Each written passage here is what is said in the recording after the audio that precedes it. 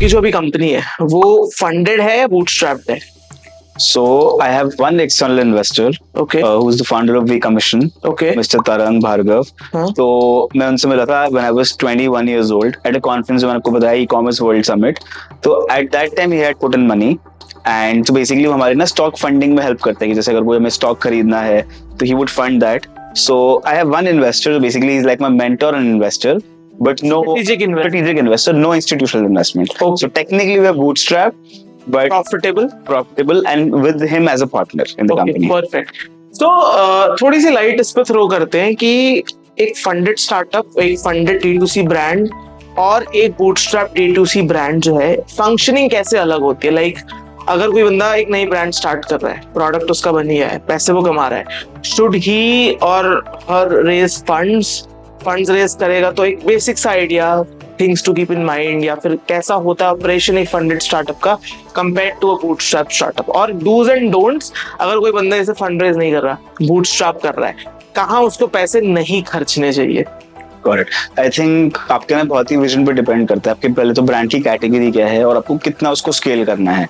जैसे हमें कोई एक ब्रांड को, ऐसा नहीं है कि एक ब्रांड को हमें 1000 करोड़ के टर्नओवर पे लेके जाना, हमारे वो विजन ही नहीं है. हमें छोटे छोटे अलग अलग ब्रांड बनाने हैं विद डिफरेंट कैटेगरीज, जो कि हमें आता है फेसबुक पे कैसे स्केल करने हैं. तो हमारे विजन ही वही है. तो हम बेसिकली हम लॉन्ग टर्म उसको ऐसे देखते हैं.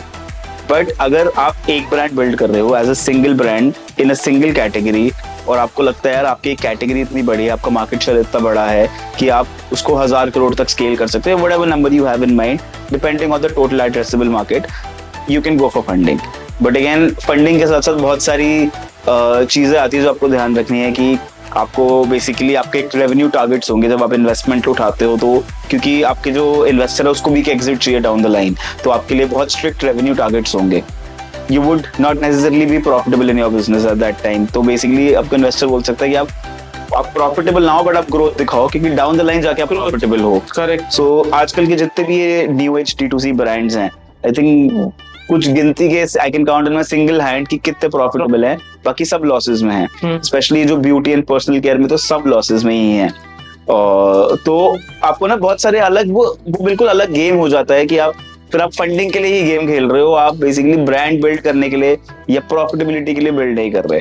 बट अगर आप इसको बूटस्ट्रैप करते हो तो आपका एक बिल्कुल डिफरेंट गेम है कि आपको बेसिकली डेली एक्सपेंसेस पे देखना है कितने खर्चे हो रहे हैं, आपके एंड में कितना P&L बन रहा है, आप कितने पैसे घर लेके जा सकते हो, कितने री इन्वेस्ट कर सकते हो. आपको परफॉर्मेंस मार्केटिंग पे बहुत ज्यादा ध्यान देना है. तो जो फंडेड स्टार्टअप्स है बहुत ही ब्रांडिंग पे फोकस करते हैं कि उन्होंने कैंपेन लगा दिया जो कि सिर्फ आई बॉल्स के लिए है, वो ऑफलाइन मार्केटिंग बहुत करेंगे. एज अ बूटस्ट्रैप स्टार्टअप आप उसको ज्यादा ब्रांडिंग पे ध्यान नहीं दोगे. आपको बेसिकली ये देखना है कि मैं परफॉर्मेंस पे कैसे सेल कर रहा हूँ, उससे जो भी मेरी इवेंचुअल ब्रांडिंग हो रही है वो हो रही है.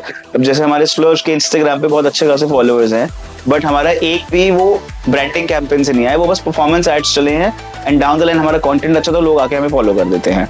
सो एक और ये इनपुट है कि आपको जो कंटेंट बन रहा है for ads and for social media, वो थोड़ा एंगेजिंग कंटेंट हो ताकि आपकी ऑर्गेनिक रीच बढ़े उससे. तो वो डाउन द लाइन बहुत हेल्प करता है एज अ बूटस्ट्रैप कंपनी, क्योंकि वो ऑर्गेनिक सेल्स आ रही हैं. So yes, I think that's the difference कि आपके डेली ऑपरेशंस ना बहुत चेंज हो जाएंगे जब आप एक फंडेड D2C ब्रांड की बात करते हो और एक बूटस्ट्रैप D2C ब्रांड की बात करते हो.